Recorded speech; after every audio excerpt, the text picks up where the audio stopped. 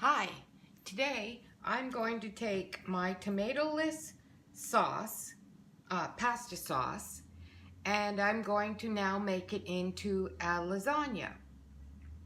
I've bought oven-ready noodles, so I don't even have to boil the lasagna noodles.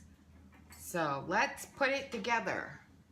The recipe for the oven-ready lasagna says that we need a half a cup of water to allow for softening the noodles.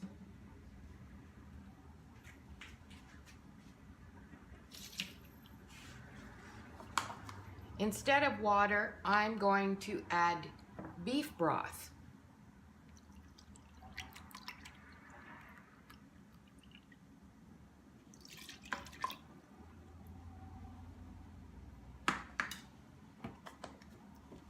Give it a stir.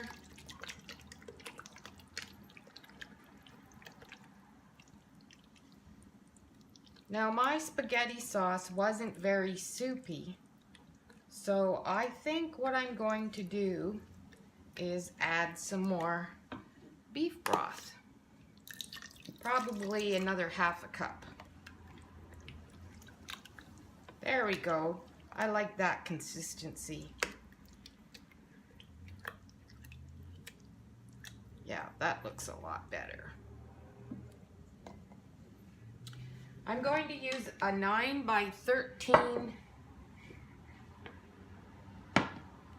baking pan, and I'm first going to start with a canola cooking spray.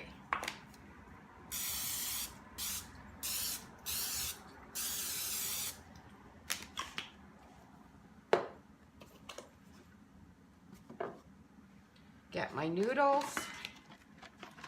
and line the pan. I like to overlap my noodles if I can. I don't know if the dry noodles will allow me to do that.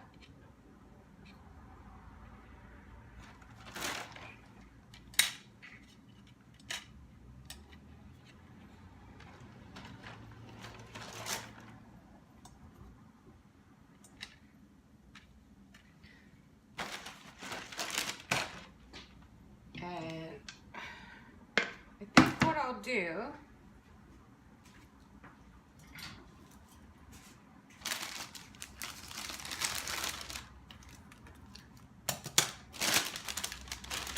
is now line my noodles with spinach. The bagged spinach is fresh and washed. And then try and sprinkle cottage cheese over that.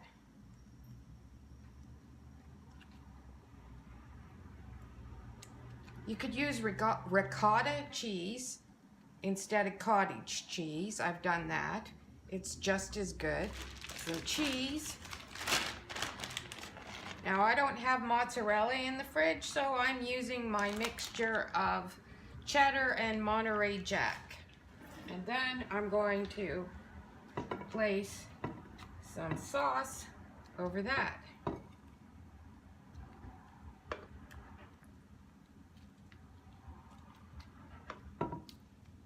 Now this looks a little bit full, but remember that once the spinach cooks down, it's going to get quite small.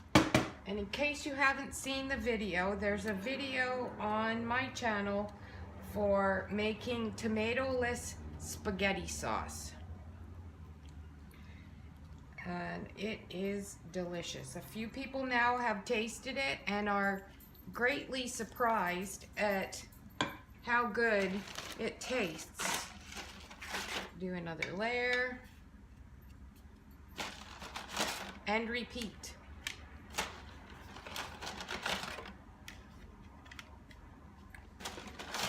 So when you get tired of spaghetti sauce, you want to, or spaghetti, you want to make the pasta sauce into something else.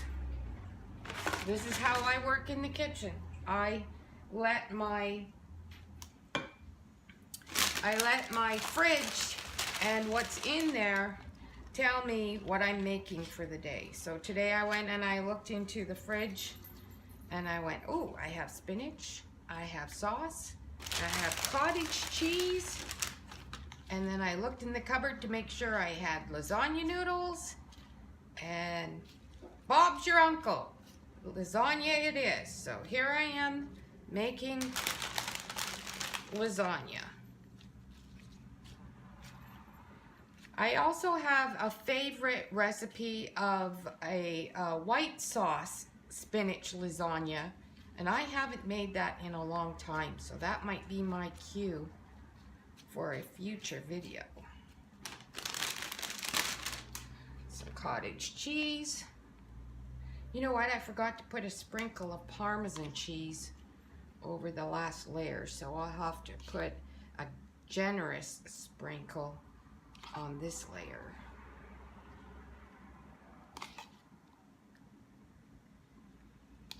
This is so simple and adds new life to the spaghetti sauce. I don't cook small, so I had a lot of sauce, and there's only 2 of us here that I'm feeding. So when I make a big pot in my Instapot, then I just revitalize it by working it into another aspect of eating. Okay, this time I'm using my Parmesan cheese, and I'm putting a generous layer of it. If you don't have Parmesan cheese, then you don't have Parmesan cheese, but I do, so I'm using it. Another layer of spaghetti sauce.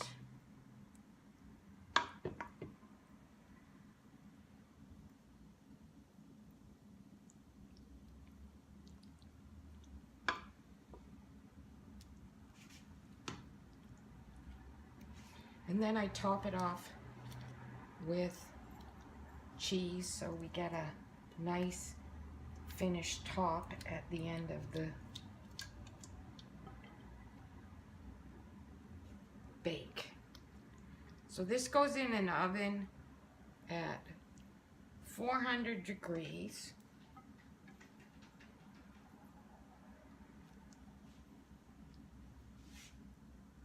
Oh, look at that.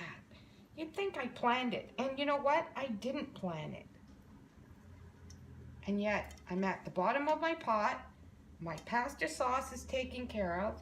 I'm going to have a new meal on the table.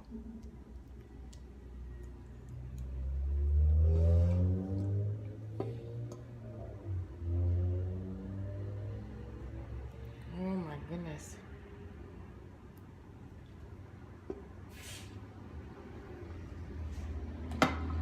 At this point, I want to use some more Parmesan cheese. There are no rules here. Depending on what ingredients you have in your kitchen, you can improvise. If you had more mushrooms, whatever, you could put it in there. Don't be afraid to try something new. And the finish is a generous top of cheese. I'm going to cook this in my little oven. I cook in my little oven as often as possible. Why heat up a full oven when I can use my little oven? I have a little convection oven that works like a hot damn. I'm looking forward to this.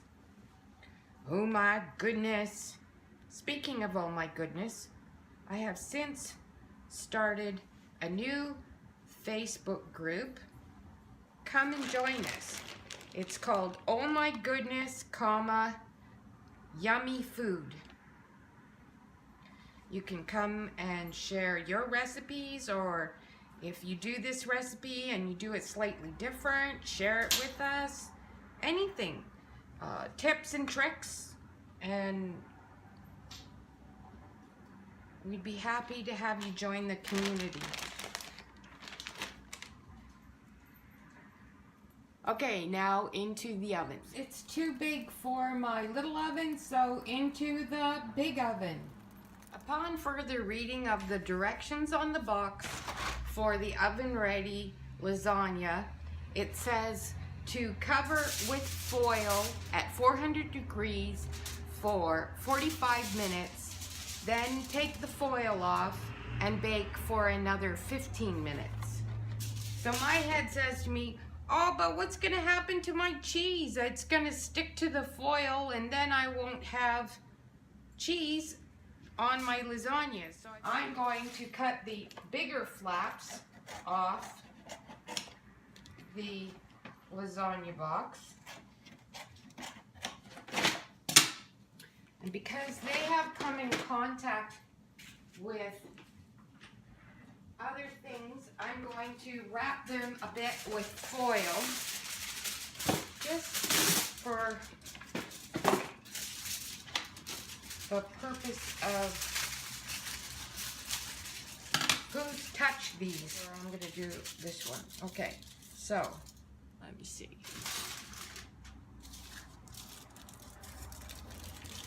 Fold it up, fold it up, bring it up, and do a flip fold. And now I have a clean surface to put my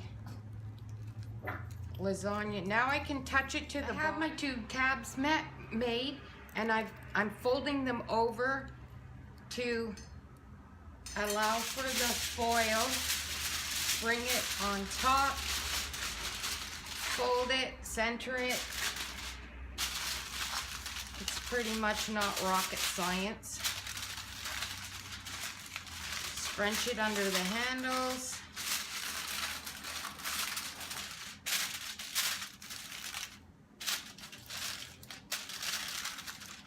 Now it's going into the oven. It's preheated at 400 degrees for 45 minutes. I took the foil off and now it's going back in for another 15 minutes.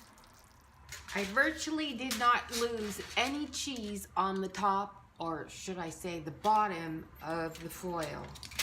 So I would call that a success. Out of the oven, it's kind of still boiling. Oh my goodness, I wish you could smell this. I would have to say, from looking at it, I wouldn't add that extra half a cup of broth because the spinach lends a lot of liquid to the finished product.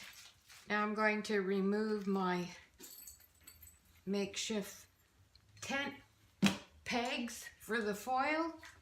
Let this cool, and supper is made.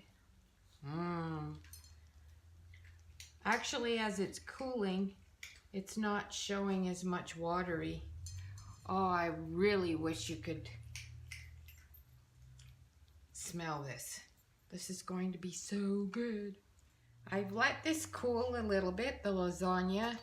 I'm going to just go around and scrape the edges.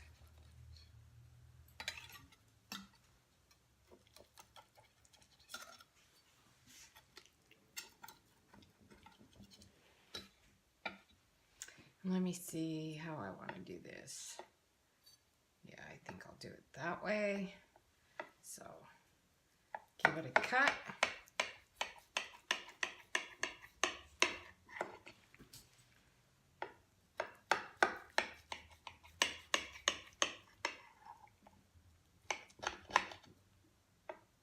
Make sure I got down to the bottom.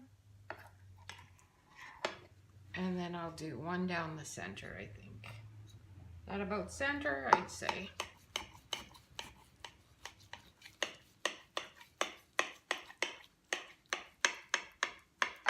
I think I angled it a little bit, but that's okay.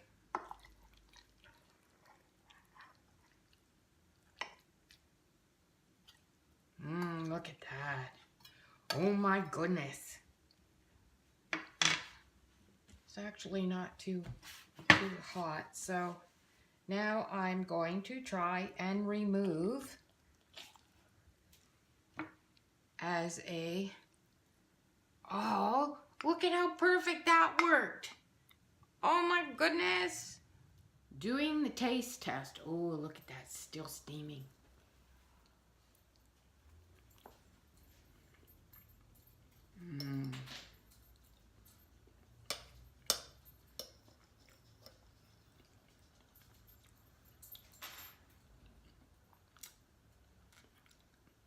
Oh, that is so good. It is extremely unbelievable that there is no tomato in this lasagna. It is delicious. Oh my goodness.